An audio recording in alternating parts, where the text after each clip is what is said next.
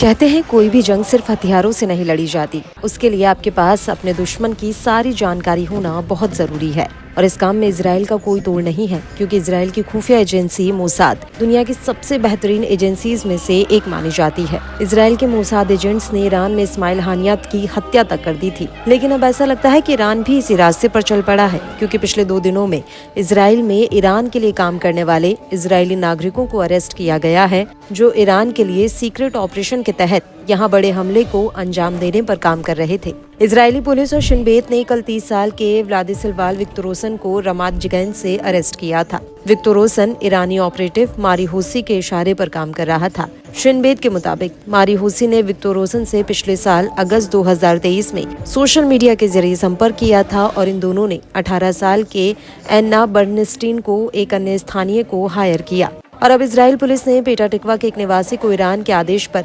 Israeli हस्तियों की हत्या की योजना बनाने के आरोप में गिरफ्तार किया है। गिरफ्तार संदिग्ध का नाम पेटा टिकवा के 35 वर्षीय व्लोदिमीर वेरहोव्स्की बताया जा रहा है।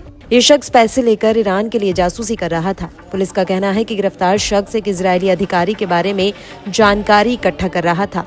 पुलिस के अनुसार वेरोव्स्की एक इजरायली वैज्ञानिक की हत्या की साजिश रच रहा था और उसके लिए हथियार हासिल करने की हद तक चला गया, जिसे गिरफ्तार कर लिया गया है और अब कोर्ट में पेश किया जाएगा। आपको बता दें कि ईरान और इजराइल बीते कई महीनों से आमने सामने हैं। दोनों देश एक दूसरे पर मिसाइल हमले भी कर चुके हैं। इन सब के बीच इजरायली सेना के सामने बड़ा संकट खड़ा हो गया है। ये संकट डिफेंस सिस्टम मिसाइल इंटरसेप्टर की कमी की वजह से आया है। फाइनेंशियल टाइम्स ने अपनी रिपोर्ट में बताया है कि इजराइल को इंटरसेप्टर मिसाइलों की कमी का सामना करना पड़ रहा है। यह डिफेंस सिस्टम उसे ईरान और हिजबुल्लाह की किसी भी संभावित हवाई हमले के खिलाफ सुरक्षा देता है।